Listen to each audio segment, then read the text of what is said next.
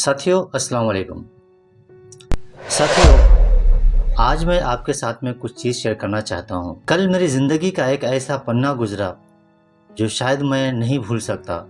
और क्योंकि कल एक बहुत ही शानदार सेशन हुआ हमारे मेंटर विवेक सक्सेना सर के द्वारा, और जो चीज़ मैंने वहाँ से सीखी, जो चीज़ फ़ील करी, मेरा मानना ये है कि कहीं न कहीं ये हम सब की कहानी है, और इस वजह से मैं इसे आपके साथ में शेयर करना चाहता हूँ। माय डियर फ्रेंड, हमें अपनी ज़िंदगी को सीमित नहीं करना चाहिए। अक्सर मैंने देखा कि हमारे बहुत सारे साथी हैं जो दुबई, सऊदीया, कुवैत, कतर, ओमान, बहरीन, दीगर ममालिक के अंदर जाते हैं, काम करते हैं, और वो एक कंफर्ट ज़ोन में चले जाते हैं। वो समझते हैं कि मेरी ज़िंदगी बस यही है, मुझे अच्छी सैलरी आ रही है और मुझे यहीं पर अपनी ज़िंदगी गुजार देनी चाहिए। माय डियर फ्रेंड, मैं एक ऐसे कपल की कहानी आपको सुनाता हूँ और उससे रिलेट कर पाएंगे शायद आप भी। सर ने बताया कि एक ऐसा कपल जो चार्टर्ड अकाउंटेंट थे, उनकी जब नई नई शादी हुई तो पहली ही रात में उन्होंने अपनी बीवी से कहा कि देखिए, रोटी आपकी कभी बंद नहीं होगी, आपको रोटी के लिए कभी परेशान नहीं होना पड़ेगा, लेकिन ये मेरी इनकम है और इसको अगर हम संभाल के चलाएंगे तो हमारे लिए बचत का ज़रिया बनेगा। और कहीं न कहीं ये चीज़ हम सब भी अपने लाइफ में करते ही रहते हैं। लेकिन जब कुछ दिनों के बाद में उनके घर के अंदर बच्चा हुआ, और बच्चा होकर के जब वो बड़ा हुआ, लगभग 1.5-2 साल का जब बच्चा हुआ, तो एक दिन शाम को वो कहीं शॉपिंग करने के लिए गए और एक दुकान के अंदर उनके बच्चे के लिए एक शूज़ पसंद आई, जूते। और जब उस जूते के ऊपर, उसके प्राइस टैग के ऊपर उनकी नज़र पड़ी तो वो 600 रुपये का था। और फिर एकाएक दिमाग के अंदर ये ख़्याल आया कि बच्चा छोटा है, 2-4-6 महीने में ये बड़ा हो जाएगा और जो है शूज़, जूते जो हैं वो छोटे पड़ जाएंगे, तो इतना महंगा जूता लेकर के क्या फ़ायदा।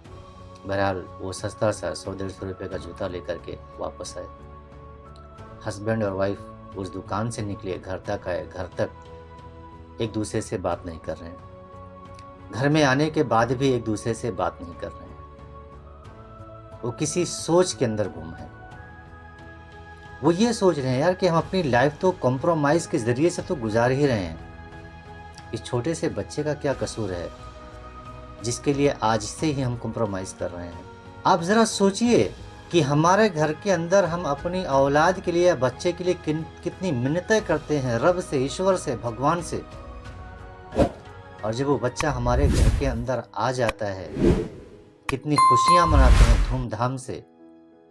लेकिन जैसे जैसे उसकी उम्र बढ़ती है, हम अपनी लाइफ के अंदर कॉम्प्रोमाइज़ करते हैं और फिर कहीं न कहीं धीरे-धीरे उसे भी कॉम्प्रोमाइज़ सिखा देते हैं। हम जाते हैं किसी मार्केट के अंदर और हमारे बच्चे को खिलौना पसंद आता है। हम उसका हाथ पकड़ लेते हैं कि बेटा ये खिलौना तुम्हारे लिए नहीं है। मेरे दोस्त, ज़रा अपने दिल पे हाथ रख के बताइएगा, खिलौना किसके लिए है? बच्चों के लिए, बड़ों के लिए? तो कहीं न कहीं हम अपनी इनकम को या हम अपनी लाइफ को कंफर्ट ज़ोन के अंदर कर लेते हैं और अपने लाइफ को सीमित कर लेते हैं।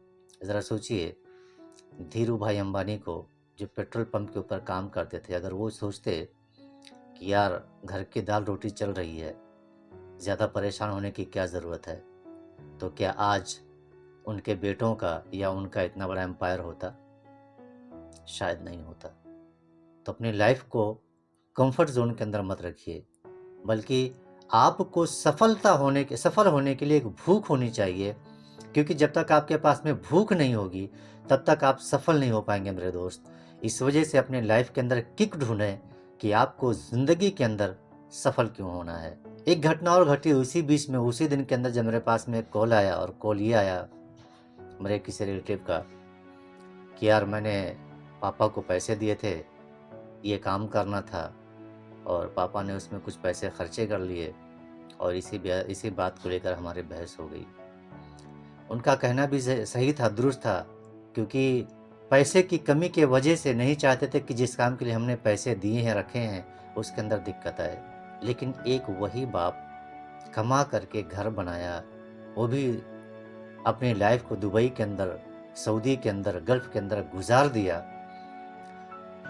और अपने उस कमाई से घर बनाया, 3-4 बेटों की और बेटियों की शादी की। लेकिन आज जब वो काम नहीं कर सकता है, अपने घर पर है, बच्चों में, फैमिली में है, आज उसे एहसास हो रहा है कि अगर मैं पैसे कमाता तो शायद आज मुझे अपने बच्चों की बातों को सुनना नहीं पड़ता। सो माय डियर फ्रेंड, आप आज में रहते हुए उस बुढ़ापे को देखिए कि आप उस बुढ़ापे में किसके ऊपर डिपेंड रहेंगे। जिस फैमिली की मैं बात कर रहा था माय डियर फ्रेंड, बाद में जब उन्होंने सोचा कि यार मुझे अपने सीए के नौकरी से ऐसी ज़िंदगी नहीं जीनी है, तो बाद में उनके जीवन के अंदर डायरेक्ट सेलिंग का स्कोप आया और उन्होंने एक्सेप्ट किया और आज वो लग्जरियस लाइफ जी रहे हैं। सर ने बहुत सारी चीज़ें बताई कि आप अपना जो लक्ष्य बनाएं या अपना जो लक्ष्य चुनें, वो यह ना चुनें कि मेरी ज़िंदगी या मेरी जीवन या मेरे घर के अंदर बस इतनी सुख सुविधा हो कि दाल रोटी चलती रहे, घर की दवाइयाँ चलती रहें, बच्चे नॉर्मल स्कूल के अंदर पढ़ लें। नहीं माय डियर फ्रेंड, इससे एक्स्ट्रा सोचिए। अगर बच्चों को पढ़ना है तो बच्चे का जो शौक़ है वो पढ़ाई करें, एक्स्ट्रा ऑर्डिनरी ले लीजिए। और जब आप एक्स्ट्रा ऑर्डिनरी लेकर के सोचेंगे तो आपको रास्ता मिलेगा। जब आप रास्ता तलाश करते हैं तो आपको रास्ता मिलता है। उसके बाद में सर ने ये बताया कि आप अल्लाह पर, ईश्वर पर, भगवान पर भरोसा रखें। उसने आपको दुनिया के अंदर भेजा है और ये दुनिया आप ही के लिए बनाई है। तो सबसे पहला भरोसा अपने ईश्वर, अपने अल्लाह, अपने भगवान पर भरोसा रखें। उसके बाद अपने आप पर भरोसा रखें कि जी हाँ, मैं इस दुनिया के अंदर आया हूँ तो कुछ करने के लिए आया हूँ। ये घुट-घुट के मरने के लिए नहीं आया हूँ। जब आप ईश्वर पर और अपने आप पर भरोसा कर लेते हैं, तो ईश्वर ही आपको रास्ता दे देता है माय डियर फ्रेंड। इसके बारे में ज़रूर सोचें कि आपको कैसी ज़िंदगी गुज़ारनी है, अपने परिवार को कैसी ज़िंदगी देनी है, अपने बच्चों को कैसी ज़िंदगी देनी है। आज में रहते हुए अपने बुढ़ापे के बारे में सोचिए। कहते हैं ना कि आज की जागरूकता कल की बड़ी परेशानी से आपको बचा सकता है। सो वीडियो बहुत लंबा हो जाएगा माय डियर फ्रेंड, इसलिए आप लोग मेरे वीडियो को देखते हैं, पसंद करते हैं, शेयर करते हैं, उसके लिए मैं आपका तहे दिल से शुक्रगुज़ार हूँ। और हमारे वीडियो के अंदर आप चाहे लाइक करें, ना करें, कमेंट करें, ना करें, आपकी मर्ज़ी है, लेकिन शेयर ज़रूर करें। जो चीज़ आपको पसंद आती है, हो सकता है कि आप भी बताना चाहते हैं, लेकिन उस तरीके से नहीं बता पाते हैं, तो एक ये मदद हो जाती है कि आप शेयर करते हैं, तो सामने वाले तक आप अपनी बात को पहुँचा पाते हैं। So thank you so much my dear friend.